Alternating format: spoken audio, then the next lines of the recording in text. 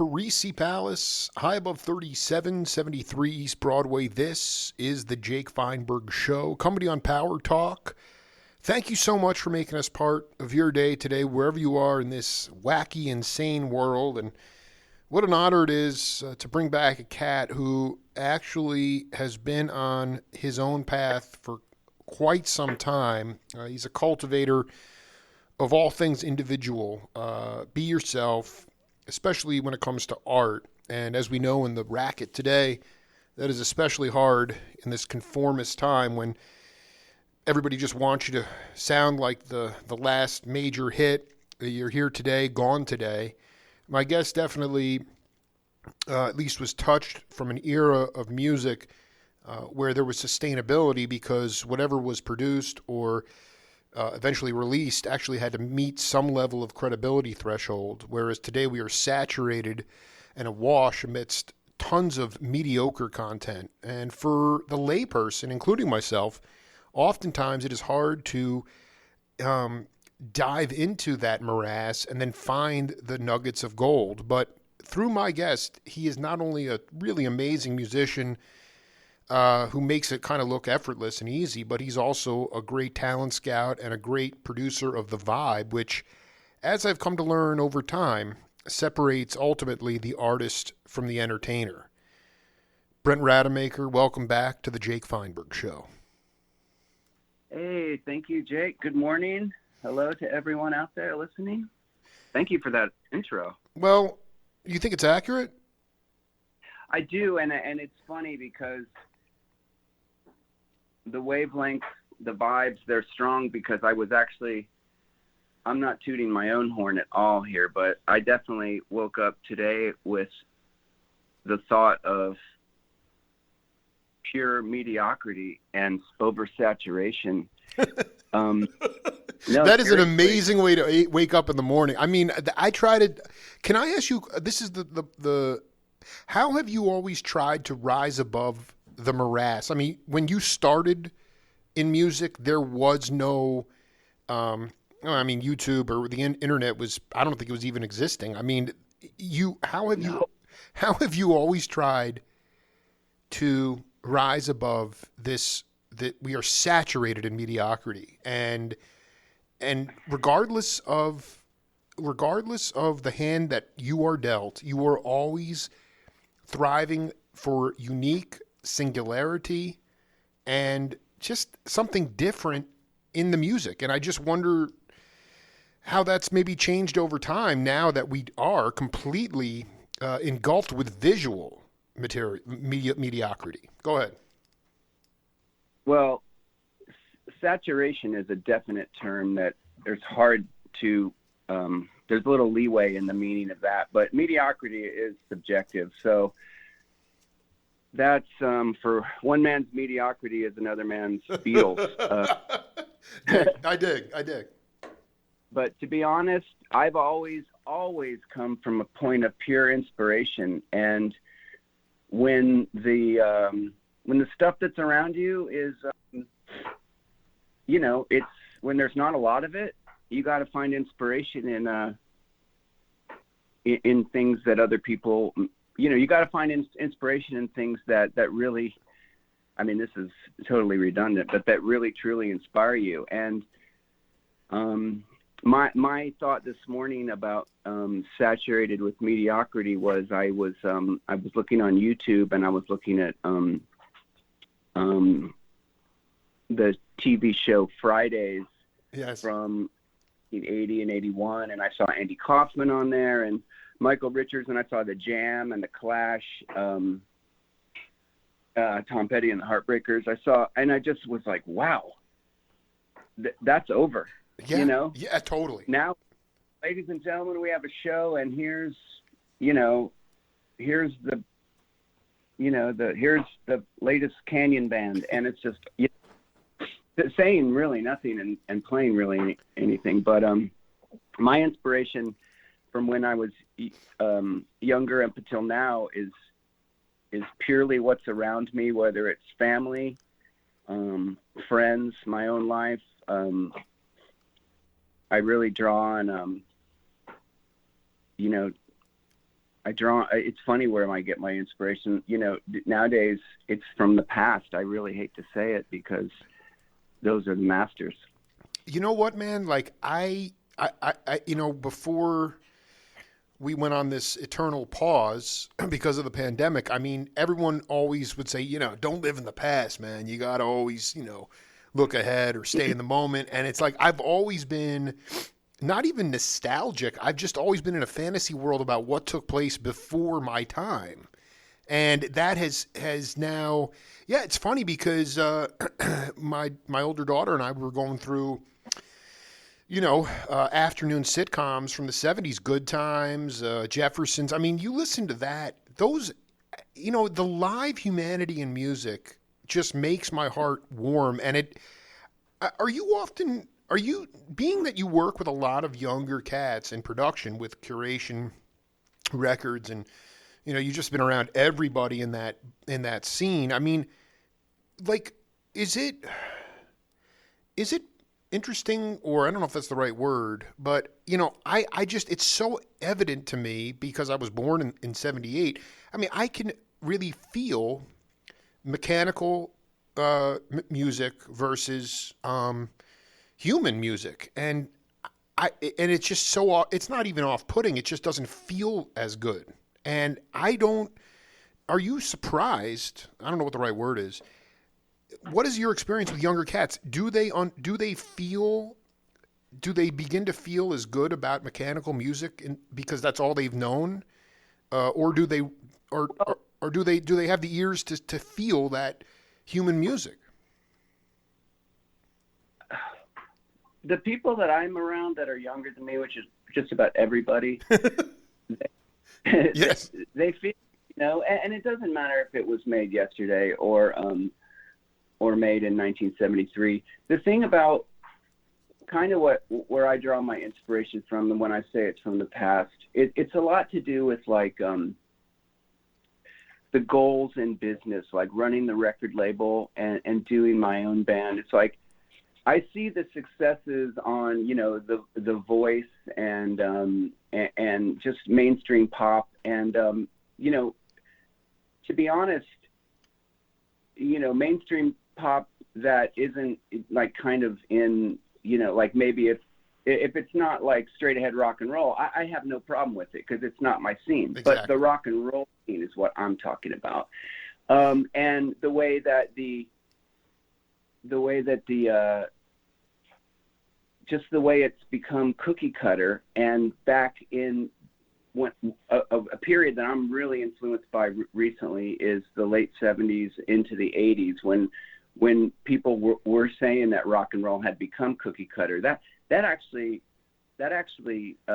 delivered a lot of there was a lot of great records made around then, and a lot of great ways to tour and make records. So interesting. I think, yeah, I mean, the younger people that I deal with, they're stoked, man. They're totally stoked. I mean, it's not all about knocking the present, but knocking the present in our scene is what really makes you like. Well, I guess one thought that's hitting my mind right now is like, I don't want to call myself out, but there's like something that I really believe in and I really want to do, and I don't really care what anybody thinks about it. And then there's also the thoughts I have about like, well, shoot, how are they doing it these days? And do I want to do it that way? And I don't really. Like, I think this has become a broken record with me where release an album, you got the 6-month thing, you do the pre-order, then the blog post, the video premiere, exclusive content, head over to this thing, and then you do it again for the next single, and then the record's out and it's over. Well, it's just not, I'm not doing that. Like Trevor Bell Jimenez, a record that we put out in November, it's actually, we're on our 4th single, with the first real video that's coming up in the next coming out in the next couple weeks, and for most labels that record would be over. Right. But love everybody that made it so much, and I love, it's one of my favorite records, and I'm not it's not that I'm not giving up on it, it's just like I'm not going to subject it to that kind of generic release that everybody gets these days. I'm going to do something different. And it's a little uncomfortable for the artists because they want it to be, you know, they want it to, everybody wants what they want when they want it, but but yeah, and the blogs and the, you know, like, I'll be like, hey, check out this record. Oh, I noticed it came out in November. You didn't send it to me then. I'm like, yeah, I didn't know who you were then. But we're doing it. Yeah, we're doing it different. Like, I just got the final cut of this video this morning, and it looks so great. And it made me feel great when I finished watching it. Kathleen and I just watched it twice, and then when it finished, I said, and it's right, then you called. And the one thing that hit my mind is, man, I'm so happy because we're doing this our way. And that made me feel good. You know, I think that's really well put. I mean, can you talk a little bit about some of the, because I agree with you. It's not a time that I am like super focused on, but that late 70s, early 80s, at the beginning of the trend of formula, the efficiency model came in at that time. Drum machines were rampant. I mean, literally Harvey Mason was programming his drum sound. It was very humbling time for studio musicians in general, but still, like you said, no. What I'm trying to get at is like it was just at the beginning. I mean, and I wanted you to talk a little bit about a couple, not even albums, but like you were talking about ways people not only drove commerce for their records, but also figured out ways to tour. Yeah. Well, that's when that might have been a Grateful Dead model. It's funny. I was thinking for kind of like, you know, either jazz, roots music, you know, folk, so many kinds of like more natural music. When that period hit, it was like, oh shit, you know what I mean? You know, the acoustic, generally known as acoustic music. Yeah. Well, yeah. Well, think about it. Let's just take Jackson Browne. Right. You know, here's a singer-songwriter based in folk rock. You know, everybody knows what his influences were, and then he got out on the road, recorded his records in hotel rooms, and he put the whole thing together. He took his earlier albums, you know, that weren't really selling that much, but he had some hits, but they weren't really selling. But then he took it on the road, and him and his people, they found a way to make it happen, and then they did Running on Empty.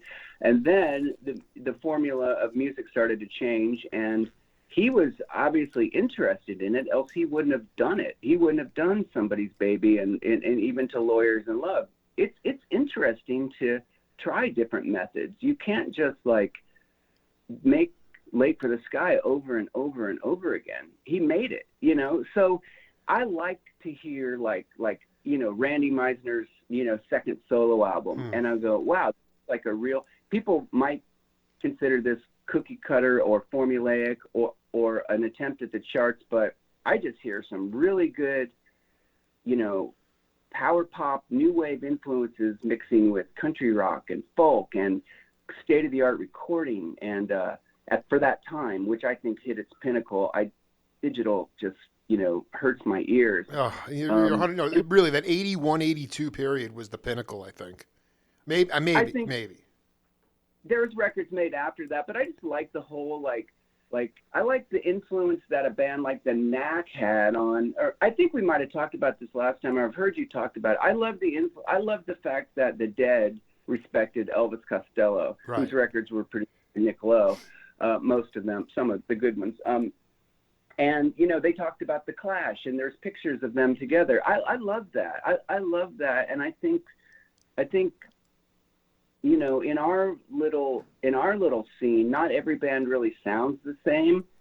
So we get a version of that, which I think is really cool, where there's some influences going on. Like I'll hear a band, you know, I mean, like recording with Dan Horn, I heard his record that he made, and or records he makes for Pacific Range and his solo record. And I think that, you know, I get influence when we go to our studio with Johnny Neiman and Mono Deluxe to say like, hey, we got to step it up because there's something really sonically happening there. Wow. And you don't get caught in a rut. There's friendly. It's not competition. Totally, it's dude. No, that's the way it used to be. The only difference was you guys were actually like getting ahead in life. I mean, it was friendly competition because there was a lot of quote unquote work to go around. I mean, the reality, Yeah. I mean, did you ever have I remember, I have to go back and look at the interview again, but it was with the late great Paul Barrere from Little Feat. And he said, I knew things were effed up when,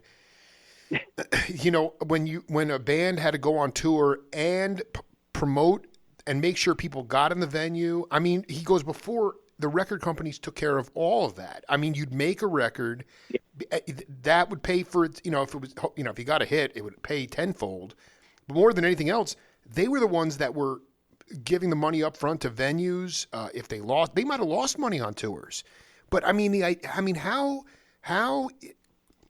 is I don't want you to talk about how you deal with it because it's a major. No, I mean, how do you deal with the gravitational weight of having to be your own promoter, booker, agent, engineer? I mean, it's like you're supposed to focus on the art.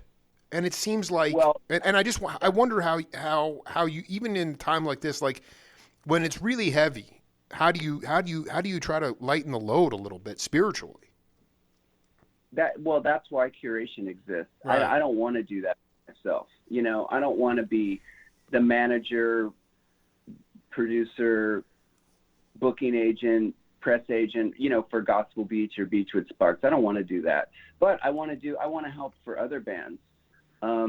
Like for Gospel Beach, it's easy because we just did a covers record, and it was like we just wanted to have fun and we wanted to experiment in our studio, and we really wanted to bring in, which I'll talk about with you later. We wanted to bring in some cats who we met through Neil Casal, and but what you're talking about is how do I deal with that? It's like I want to deal with it for other bands. Like the first band we signed to curation, and the difference between curation and like Asylum is right. is money. We're a set up business and we have a budget, but it's not like it's not David Geffen and Irving Azoff out there raising money and wherever they got it from with this endless amount of funds to put out endless amounts of great records and support the artists, which they did. Absolutely. Like the guy in Little Feat was talking about. That's the way it goes. And nowadays it's so unfair that the band has to, or the artist has to be everything. It's just really unfair. It's fun if you're a smaller artist, I say be your own record company and do it yourself. But when you're a band and you have, people depending on you, you can't do it. So it's like with Pacific Range, we signed them because they were a great band. They had a great album in the can that Dan Horn produced. They had the hunger and the drive to play and to take it on the road. And then we committed to saying that but when you want to tour, we'll not only put out your records and make sure they get distributed and promoted, which we did all of that, but we will help you with tour support, which is very hard to find in smaller labels. But that was the plan for them. Well, we all know that touring didn't get to happen. And, now we go to plan B, and that's just, putting out interesting records and videos and stuff. But, your question was, and your comment about how do I do it all myself? It's like, or how do I feel about it? It's like, I really don't like doing it. I like the kind of control, but I don't think it's the ideal situation. That's why, our band, like Gospel Beach, is kind of, even though we do play festivals and we do tour Europe, it's more of a project. I mean, the question, this is what you just talked about, Pacific Range. Like, I mean, it back in the day, like Lowell George and Paul Barrere and Billy Payne and those guys, like they could work out an album and throw on a couple of radio friendly hits, but ultimately Yeah. it was like the creation of their own sound, their own art, and then people in the biz itself were like, they were unconcerned about like whether it met a certain formula. They basically were more like, this is hip, and we're going to book a tour, and maybe in Missouri we'll come up a little bit short, but we'll recoup in Cleveland. I mean, Brian Auger, like one of their hits broke on a local record station in Cleveland, and now it's more like, oh, Pacific Range. They're an unknown quantity. We can't take a chance on that. We're going to lose money. Okay, can't go on tour. So it behooves people today to lean into conformity and, for lack of a better word, compromising your integrity and being mediocre, because that's what the shareholders are demanding at the top. And that's what happens with the artist. I mean, the artist can put together the most incredibly creative album, and then you go to a promoter or you go to somebody who books tours, and they're like, well, we're not getting a lot of bites because nobody's ever heard it, or this music doesn't fit into it. There's just this need for efficiency, and it's just led towards, I mean, to me, by and large, even if you have incredibly talented cats, it's very humbling to me that, like, Pacific Range puts together a unique album. It burns really hard. It's hard to categorize. And then when the rubber meets the road, there's no tour because they're an unknown quantity, which is antithetical to the way. Yeah. Actually, what happened was COVID, because everything progressed perfectly. I'm getting very jealous here. Yeah. They don't want me to talk about this. Dude, they are furious about that. No, okay, so COVID. Yeah, well, because everything lined up really perfect. Like, it was all going smashingly, and we were super happy. Well, I have 4 Chihuahuas, just so you know. I don't know if I know. Like, that's amazing. 4, yeah. Yeah, great. Yeah, you can hear how I can control them, so you think about how I can control a band. They got, like, Pack Range did a great thing where they everything lined up. I know, I'm sorry about that. Hopefully you can edit that out. No, we'll get rid of the barking. No problem. It's important. Well, they need a royalty if they're going to be on your if the barking's gonna. Yeah, no, it played a major part in the interview, so they're gonna get royalties for it. Don't worry. Okay. Yeah. It was everything was going just smashingly. The UK press went crazy for them. I had promoters from Spain and Scandinavia and the UK and even further away. Wow. And the U.S., all reaching out and booking festival dates, and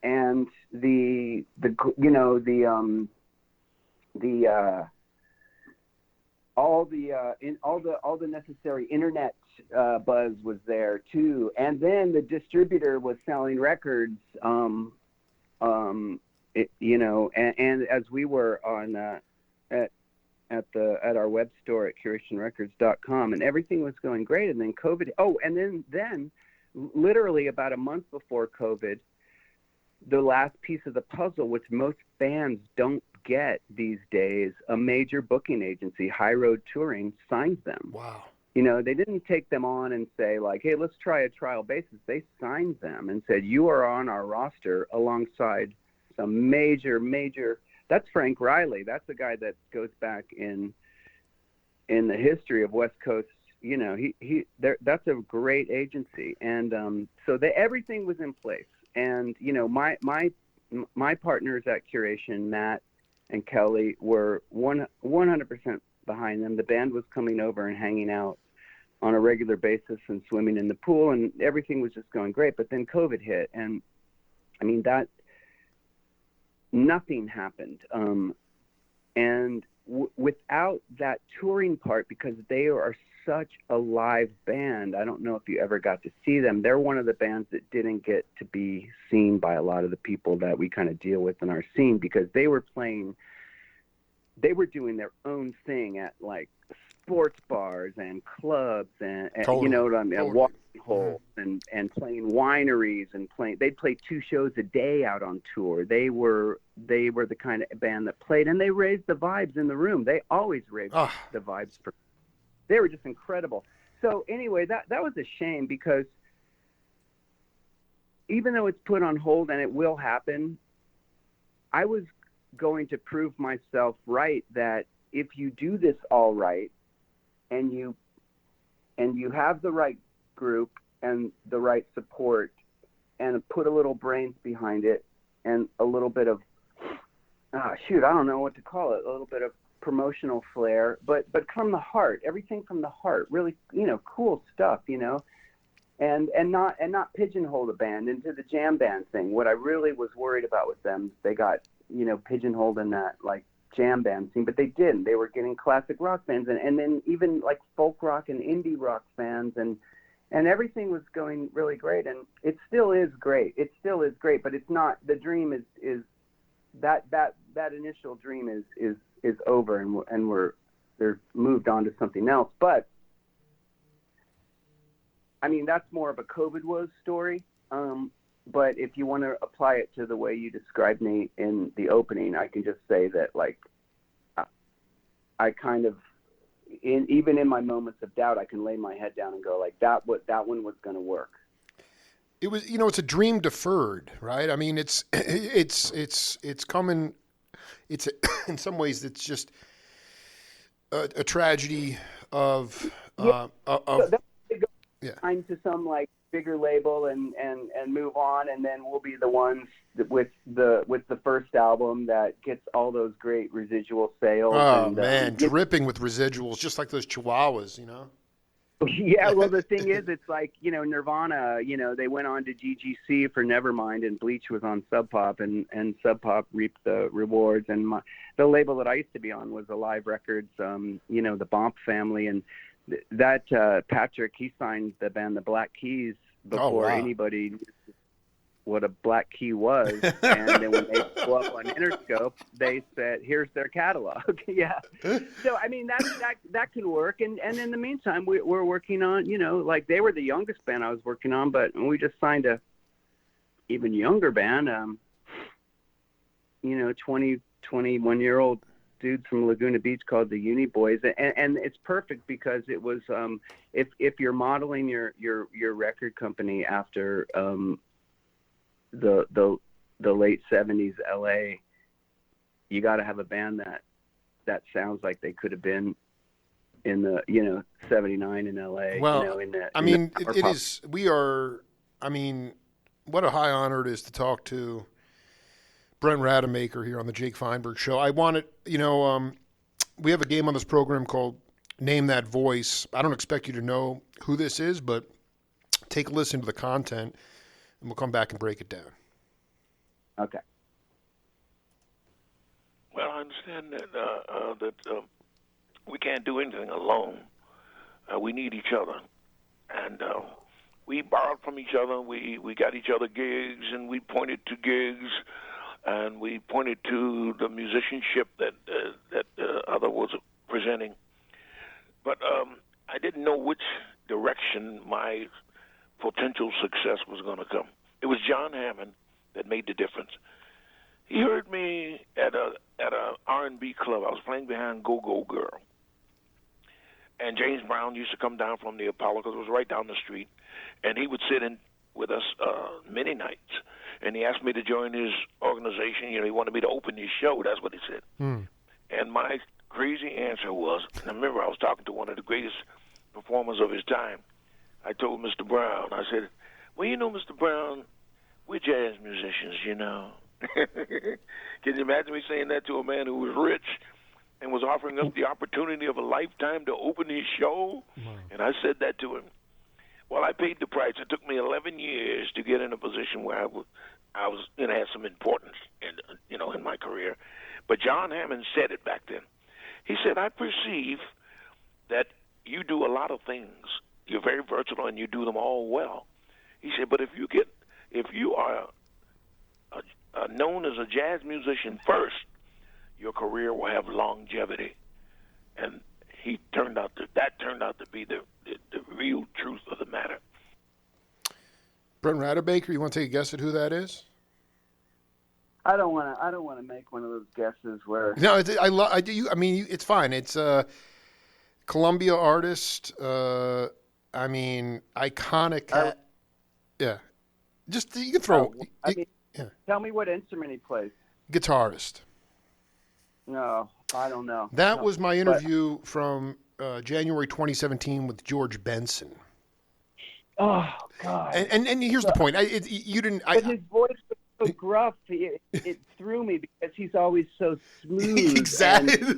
But I'll tell you that I should have known that because I saw George Benson play the NAMM show in like '77. No, you didn't, dude. Oh play the NAMM show with the players. They're not just phoning it in at some state fair. That's the NAMM show in Anaheim.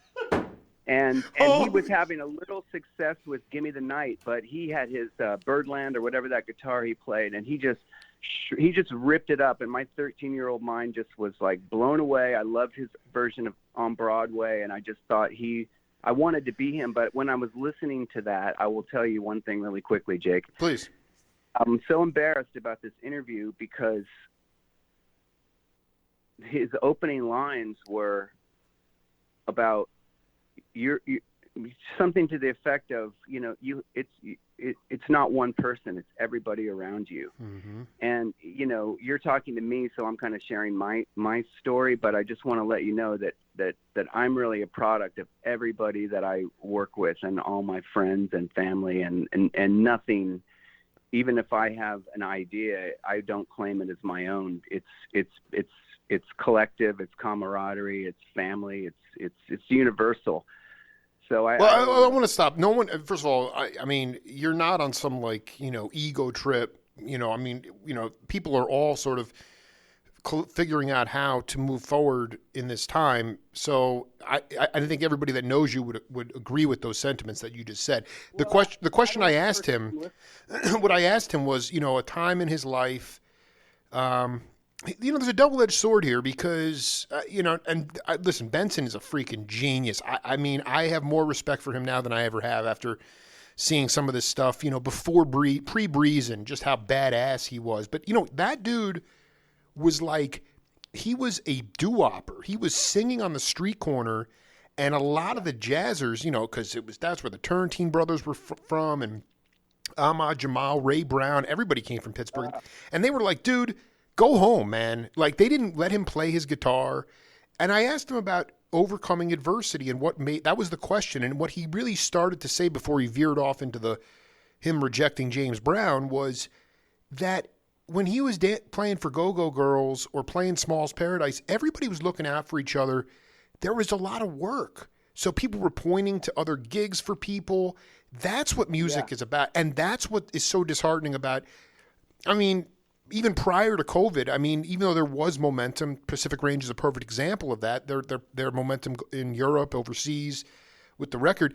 But that's my whole mission, Brent. Is I want regional generosity amongst the cats, but there has to be gigs, and I just don't. I hope, and I pray that a lot of people who were huge appreciators of the arts, especially music, who have deep pockets and didn't necessarily ever have they had a failure of imagination that anything like COVID could ever happen, that they will dig deep and either open venues, begin to be philanthropists again.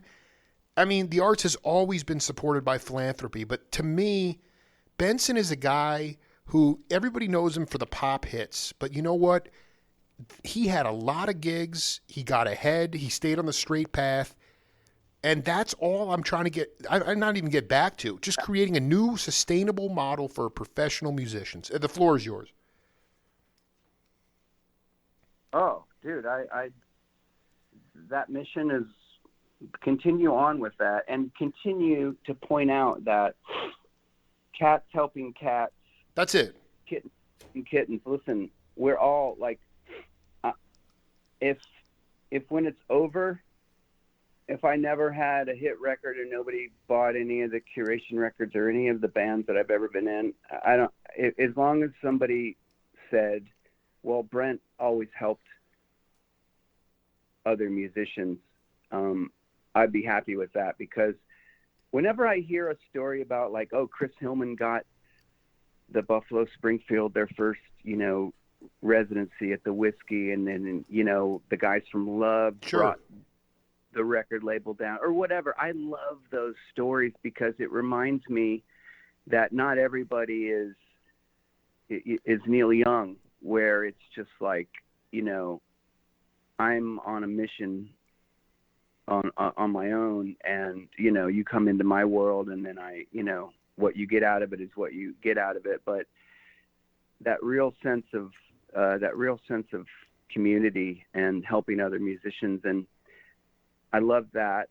If that's what he was alluding. You know what it is? We've just been indoctrinated in this, and thank God you and your brother were raised under the tutelage of your father, who just taught you about the spirituality of music. But he said, I literally transcribed this last night from Buzzy Featon, who's like the greatest freaking dude ever, amazing luthier and obviously session guitar player. But he said, he goes, he said he turned 70 years old. It shocked me how many people stepped up and said, hey man, thank you for so many years of giving me joy. He said, it touched me. It made me so grateful that I could look back at this point in my life and say, quote, I didn't become a millionaire, but I touched a lot of people over the years. I've earned that, and it's something that transcends money and power and prestige. If one guy or girl sending me a message saying, you touched my heart, you made my life better, I got a lot of those. That's the point. That's the essence, man. Not only through your generosity, but also through your music. How many people have come up and said, that song touched my heart, you made my life better? That's it. Except in our country, it's all about, and in the West, it's the greed factor. Well, if you're not a millionaire, then you're not successful. It's garbage. If you've affected hearts and minds, that's on your gravestone. Yeah, absolutely. It's my money in the bank. I mean, it's kind of personal for me. I don't, but I can relate to that. If I shared all the cards and letters and messages and stories of people talking about how I touched or inspired them, it would go on a long time, but those are the things that I hold dear, and those are the things that keep me going. They really do. It's not, I don't know if I have a why I do it, but that's one of the great, if you say, if you ever ask me, what do you get out of this? I would say that those kind of inspirations are what I get out of it. It really is. It sounds kind of weird, but it's like that's what it's about. It's about making other people happy, man. Yeah, no, and I cherish those, and they're very important. And it's like sometimes, like I want to send you a message. You you got me into a show when I wasn't 21, when Beachwood Sparks was on tour, and you snuck me in the back and had me carry a bass amp, and I got to see the show, and I 20 years later, I'll get a message from that person. We've revisited those years with the recent reissue. So I have been getting a lot of messages from people that we ran across, and it's really cool. I was also thinking of the George Benson quote, because that I listened, and that really made me think. John Hammond telling him, saying, like, if you're a jazzer, then that's gonna be a start. That's gonna be longevity. Yeah. Yeah, longevity. Well, I started in a time of great change in music that is still resonating today. But it's like, after we started during punk, but punk was over. So we can't say that I'm a product of punk, because we weren't even as successful punk musicians. You know, we might have had a punk band, and it was cool to be able to say that we were there, and we played some shows when we were 14. But it's more about when we really started getting serious and making records during what became kind of post-punk, and basically what was the model for what became indie rock.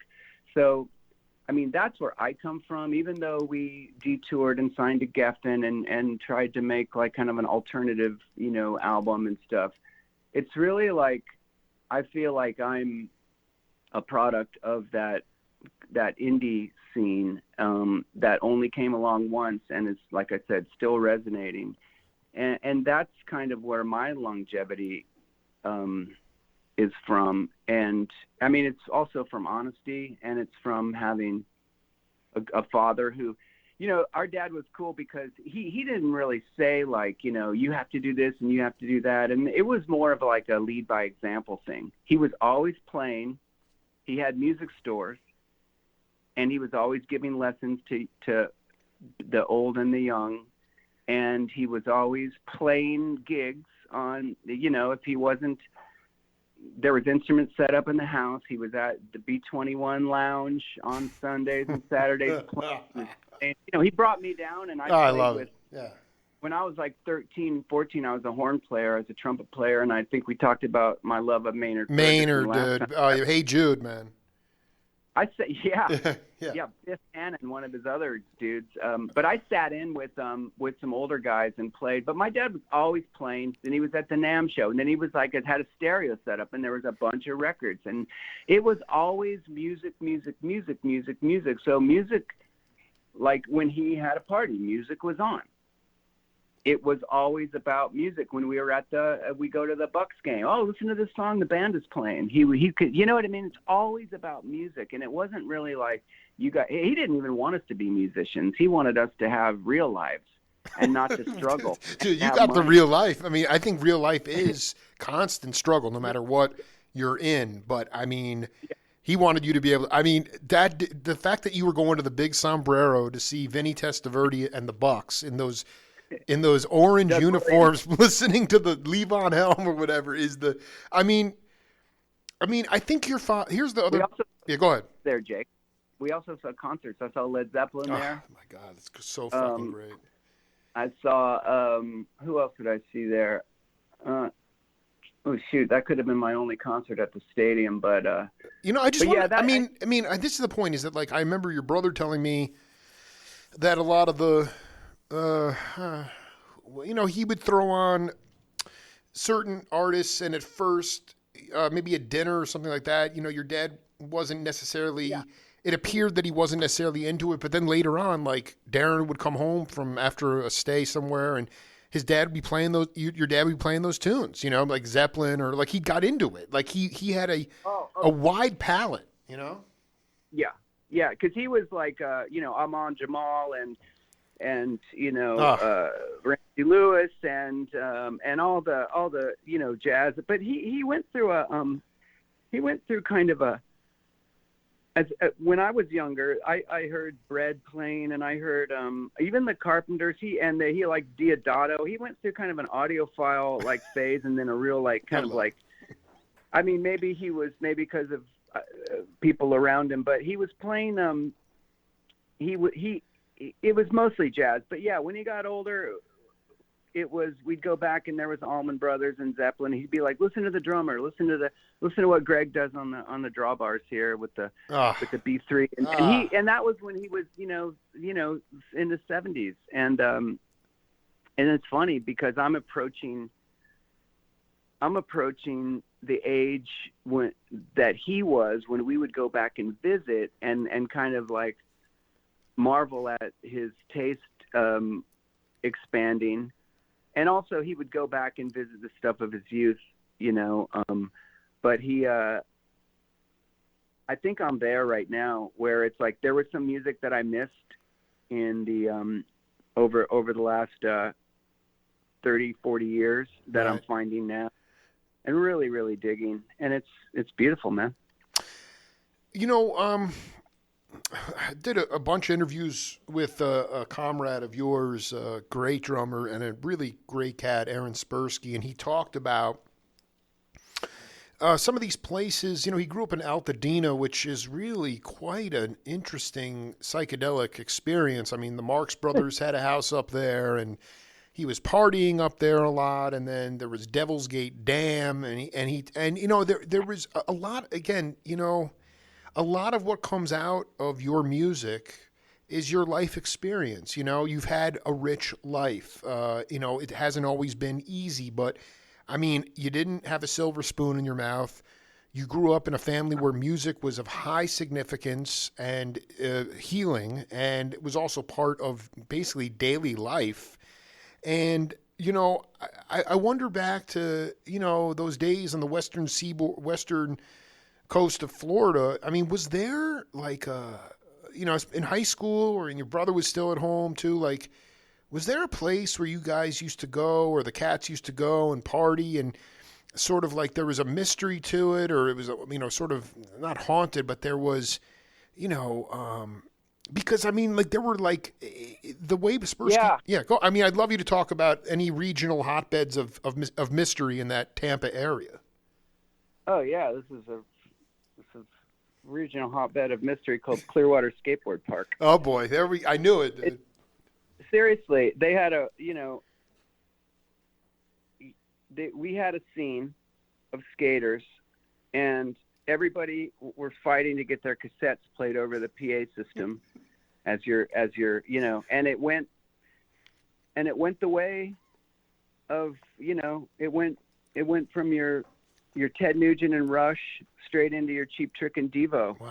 And then it got deep, then it got deep into like the Buzzcocks and Joy Division. And then it was like, man, I just don't even know what rolling up and down even means anymore. When you hear music like that, it's like, I just want to buy a bass. I dig. Yeah. For a bass, but there's another thing about the influence of life, and there were mysterious places. The beach, being on Clearwater Beach, or having a radio every 5 feet. That was major for me. I love that. I heard the Replacements for the first time because I thought they were some dumb hardcore band, and somebody was about 10 feet from us once,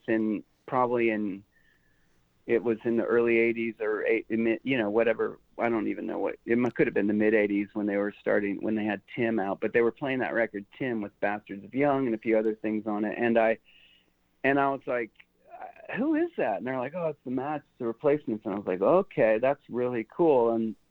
But I thought about this, and I'll just talk about this for 1 minute. Go ahead, man. Our dad gets credit, but we grew. Darren, my brother and I were like very much.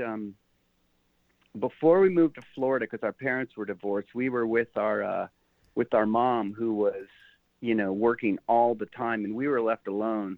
And it was with the AM radio, the black and white TV, and a few albums, a couple Beatles records, and our first 45s we were buying up at Kmart, Jackson 5, and oh, it's great. Osmond Brothers and things. But it was like that radio from that time, that top 40 radio, AM radio, we were living through that, and the stories in those songs, and that got us through some really, really dark, looking back on it, some really, really, really dark situations where we were home alone, and it was far, far removed from any kind of silver spoon or any kind of situation that we had in Florida, which was actually pretty cushy.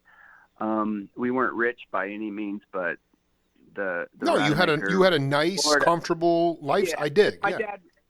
My dad, he had his stores and he worked really hard, but before that it was pretty rough. We were on our own, and it was dark. There was a lot of injuries, a lot of broken heads and broken chins, falling downstairs. We overdosed on baby aspirin. We were alone, and it was. I don't mean to laugh. This is really important. No, it's fine. Because you really were getting a lot of love from the transistor radio. You were getting love from AM radio. Everything. We were like I remember there was that song Timothy about the kids who get trapped in I think it was by the buoys. They get trapped in a cave, and they had to eat their friend. And that was like, that was giving us our whole, either Donner Party or Alive story that we didn't have books or didn't know, because we weren't paying attention in school either, because it was just mess. A mess. And then, Total mess.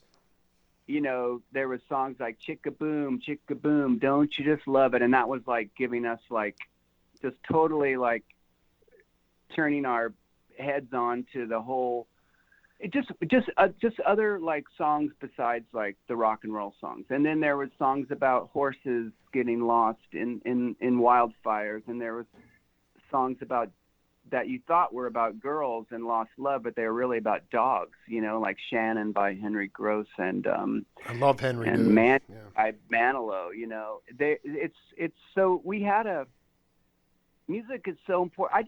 I just hope and I just know when I put out records and we put out records that people are experiencing them more for how many likes they got on fucking Facebook or how many people watched the video on YouTube. That stuff is great, and when it happens and it's flying off and it's resonating, or even when it's not, and you're saying, "Wow, at least somebody's watching." I just hope that people are really listening, and even beyond. I love the messages about people like I like to put on your music, anything to do with Beachwood Sparks or Brent Rademaker or Curation. You guys are really great driving music when I like to drive through the desert or drive up the coast. That's cool too, but I just hope that there's something a little deeper there. And these songs, that one of them on any album by Trevor Bell Jimenez, by Pacific Range, by anything that were by Farmer Dave, anything is getting to somebody on a deeper level than what we see on Instagram. And I know I'm on there a lot and I do a lot of posting. I will say I'm not doing half as much as I should. The successful labels, they post a lot more and they inundate you and they put in sponsored ads. And, you know, I kind of do a lot because I have people counting on me and I want you to hear their music. I would love for you to buy it because that way the artist might eventually make some money, especially the way that our model is set up to split the profits 50-50. But music grows. It's so important. And it's so you always, I listen to a lot of your interviews and you are so dialed into the cosmic frequency. The cosmic frequency. Yes. And whether that happens in a record that's being made or on stage where the vibes have to be shared or between the audience and the players, or, you know, you and I think we end up talking about, because I do a label, I talk about how to get those vibes across in the commerce of having a record label. And it's not easy. But you have to always catch yourself and not adhere to the shortcuts and saying, like, you know. Well, I think what you said before was so. I mean, the thing about Motorcycle, Dan Horn, like, there's friendly competition, but back in the early '70s, like, you would have been right there with, Clive, Dave, there was friendly competition, but it was also energizing because people could really get ahead. And I, but Brent, I wanted to read this. This is again from my Benson interview. I want to read this to you. He said, Elvin Jones told me this about John Coltrane.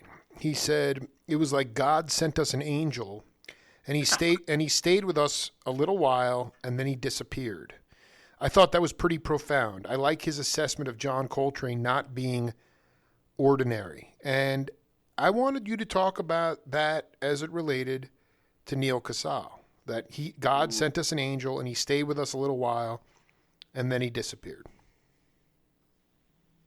Yeah, my biggest regret was treating Neal like an ordinary artist. He came to me when, unfortunately, my head was a little bit, my heart has always been nice and open, but Neal came to me at a time when Beachwood Sparks we had a lot of success on the LA club scene. We had the kind of success that I always wanted, and that is to be a local band and to have people come and see you. Pretty much all you had to do was make a flyer or just announce the show, and it was going to be sold out. Perfect. And it was going to be going to be vibes.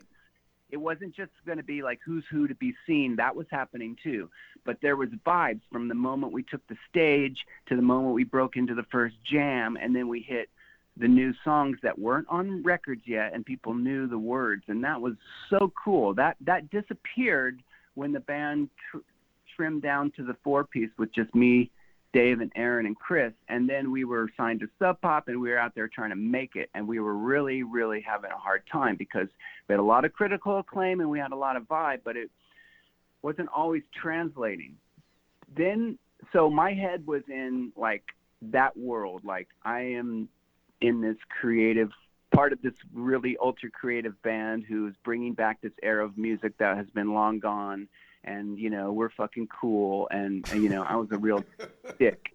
Okay. Well, it got your head a little, it's okay. Got in your head a little bit, but what, so the Neely showed up? Yeah.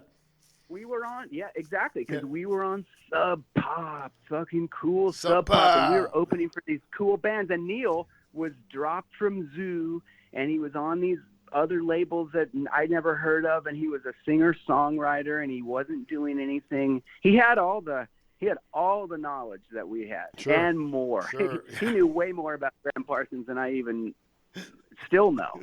But I treated him as kind of ordinary, except for he was a super nice guy. Well, I'm not saying I didn't love his music. He gave me Anytime Tomorrow, and I just fell in love. I listened to that record every day for 6 months. I loved it. I loved it, and I still do. But yeah, he revealed himself as special and an angel, and it didn't come through his singer songwriting. It came through his playing, and it came through what he did for people through his playing, but how he touched them as a friend and as an equal. And he could have easily been a hotshot lead guitar player who didn't have time for you, but he had time for everybody. And he was like, Beachwood Sparks is my favorite band. And I'm like, okay, well, let's, you know, I didn't even know if it was my idea. It could have been Aaron's, or is like, okay, let's have him join our band, you know, if he's, you know, cause we love him and he's a great player and stuff. So there was so much about him that was special. And I just want to say, I just want to also tell you a story that my friend, go ahead. My friend Evan was having dinner in Brooklyn before a CRB show, and Neil was in there with some woman having dinner, and he went up to Neil. This is 2015, 2014, something like that, and 2015 or something like that, and he's like telling him about it. He's like, "Yo, man, I just heard this." The new Beachwood Sparks album, and it's ridiculous. And Neil's like, well, if you know, he's like, if you love that album, then you're really gonna love this new album, Gospel Beach, I'm on. So I mean, the guy was like completely fixed. I mean, that you know, I mean, all I'm saying is, you know, it's so I really feel like, as you can say whatever you want about what happened, but you know, the legacy of Neil Casal to me is that. Drop your ego at the door, lean into your weaknesses, and just be accessible to the cats. Because if you're going to cut yourself off and be surrounded by entourages or think that you are too hot to trot, then, you know, you're not, you know, be part of the solution, not part of the problem. The only thing that Neil didn't do was self-love. He didn't love himself. And that's what happened. You get into a space when you think there's no way out, when in fact you wake up the next day and it's okay again. He didn't have that self-love. But, you know, the point is that, like with Train, at the end of Train's life, he had 2 Bibles in his pockets while he was on stage. He was blowing like to the moon. He had 2 drummers, 2 basses. He was just crying out for some kind of world peace. And I just believe that to carry on Neil Casal's legacy, it's about channeling authentic music and being accessible and sharing knowledge and just being a good human being. And I think that, you know, that's, I mean, yeah, no one's ever going to mistake his playing to John Coltrane or Elvin Jones, but he used to give me a hard time because I was like, yo, play like Coltrane. And then he'd text me and say, listen to that run that he does on Bad Habits on Gospel Beach, Let It Burn. That first song on there. He's doing what? Oh my God, I can't even believe we're talking. I mean, I know we were going to talk about Neil, but I can't believe we're talking about this specifically because I mean, I have a million things to say, but I can say one thing is like we were making that record, and everything he cut live when I wasn't in the room, or when I was like outside ready to kind of pop back in to hear what he had done, or I was too busy like strumming my part to listen to what he was doing, was incredible. And I heard that solo recently, and he throws in this just total kind of atonal run in the middle of it, I guess you would call it, and it just blows me away where it came from. But there was another time when Neil was standing at the control desk with his guitar doing a solo, and I was kind of coaching him of where I wanted him to play, and Neil shared this CD with us when we were on those long Beachwood tours that Aaron talked about in his interviews, and some of these like 11-hour, 12-hour drives. Celebrities at their worst, and there was Orson Welles and Jack Palance both getting, hammered by some like commercial director on how to like read the copy, and one of them, Jack Palance, says, tell me what to, you can't tell me what to do anymore because we're approaching burnout. And Neil loved that line, and he also loved the line where Orson Welles, the guy, said, "Hey, just roll it around," and he goes, "Roll it around," and I'm out of time. You don't know. So Neil looked at me at one point during this song and just like said, "Look, I think I gave you what you wanted about 10 minutes ago," and I was like, "I know," and it's so embarrassing because on the final mix, the arpeggio part that he was playing that I wasn't interested in, is we did everything we could to get that in there and make it louder because it was amazing, and the power chords that I wanted, they didn't work and they were stupid, and he was right. And if he was here, I would love to be able to tell him. He'll be able to hear this. This is going. I mean, do you feel? I love saying that. I really do, because you don't know how he has guided things beyond. Oh, absolutely. No. He is. Listen, I want to ask you one question because I'm up against another interview. Yeah. I could talk to you for hours, but like Spursky do you feel through communication, dreams, telepathy that he's in a decent place? Because Spursky said that he met him in a dark place, in a very interesting sort of Faustian, like a casino-like place, a lot of drugs, and Neil and him were talking, and Aaron was like, "I got to get out of here. This is horrible, man." And Neil's like, "Oh, let me show you the way." And he opened the door, and Aaron ran out, and he's like, "Aren't you coming?" And Neil's like, "No, I can't go. I can't leave." And I just wonder, do you feel that he is in a good place when you communicate with him? I do, because I think, well, if you call it a good place, the same old place that we're all in. That's right. Everything he's been guiding is really kind of like what it was when he was alive. There is like we're just talking about, my friend and I, Brian, he works for Curation and he does the Ravensreel Almanac. We were talking about a certain artist on the phone the other day. I don't know why, just kind of randomly. And I swear, and it's all Neil related. It's somebody that, one of Neil's friends had produced, and we talked about it, and it's not something we talked about ever before. We just were talking about it. Hung up the phone.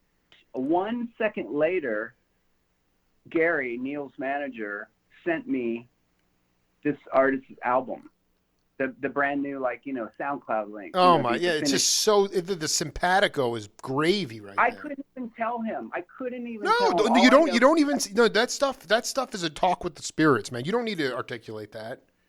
No, and Neil, he continues to resonate in with good vibes and love. So I can't even imagine that he's in any place but the most beautiful, special place that somebody like him deserves to be in. And there is no doubt about it. Well, I want to because, yeah, go ahead. Yeah, people we don't lose people. Yeah, I know Neil, so I know everything that's going on with the foundation, and I'm interested. And I'm in a couple bands with him, and I'm a fan and everything. And I wanted him to have his Coltrane moment where he made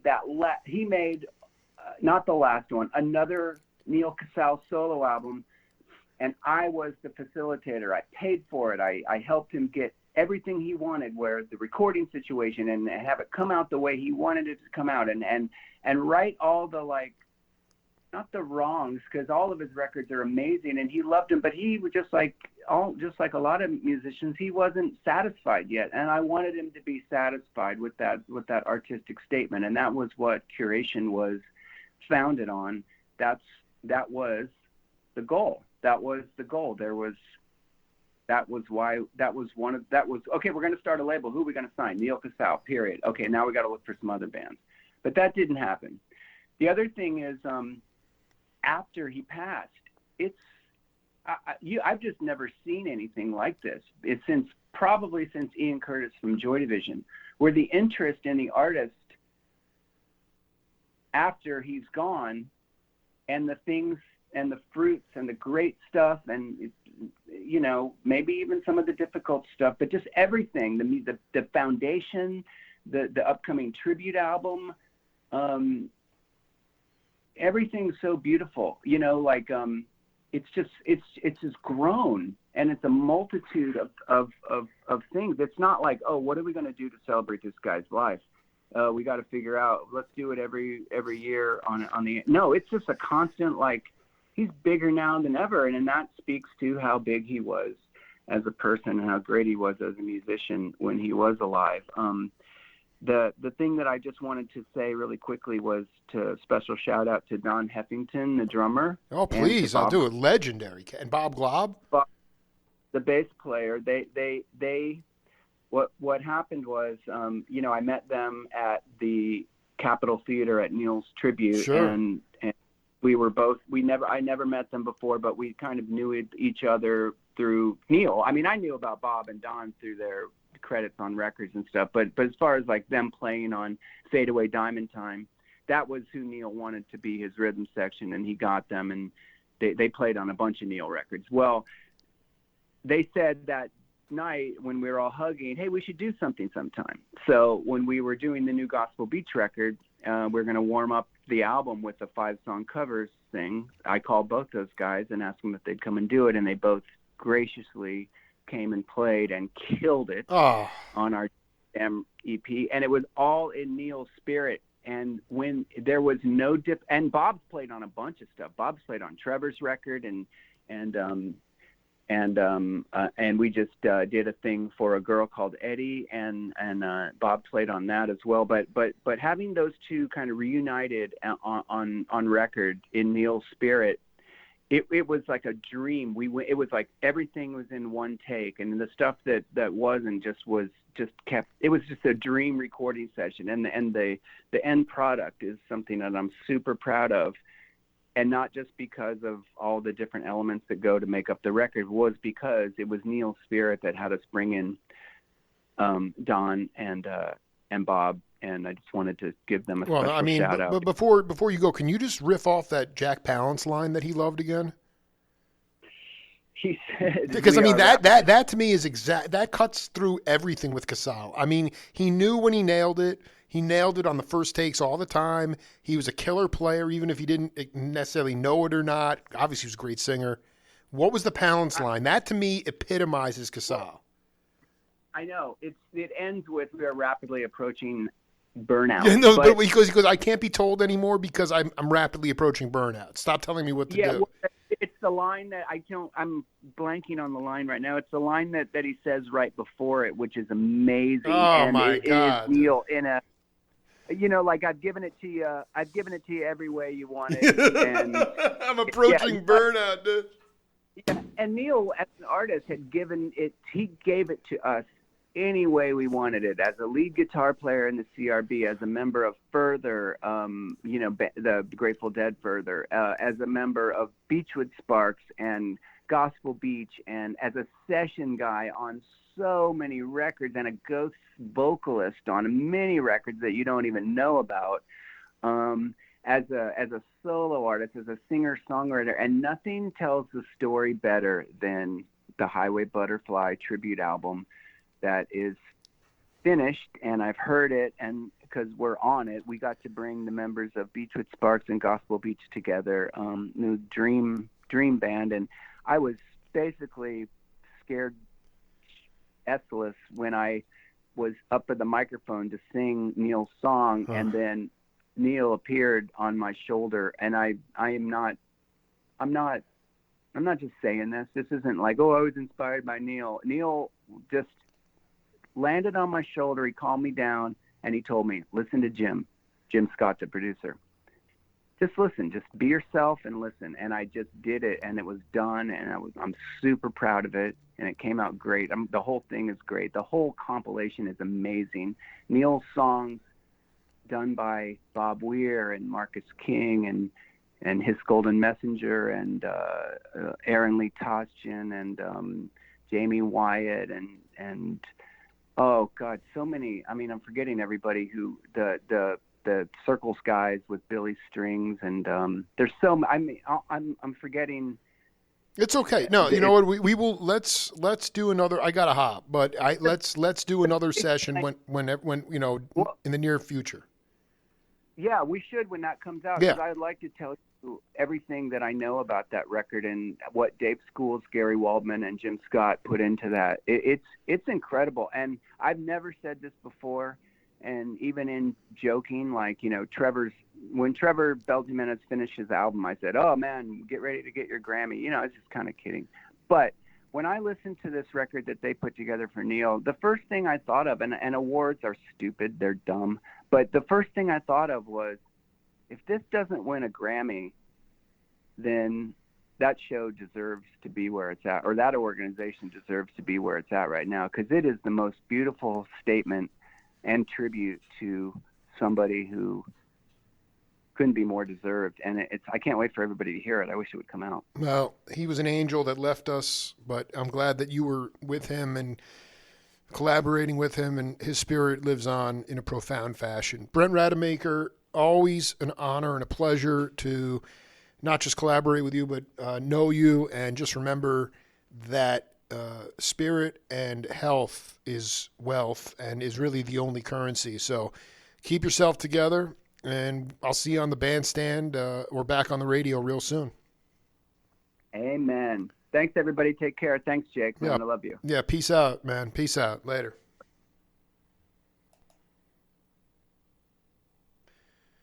Absolutely wonderful opportunity to reconnect with a stalwart of the independent music scene, Brent Rademaker. We'll be back with Hadley Hawkinsmith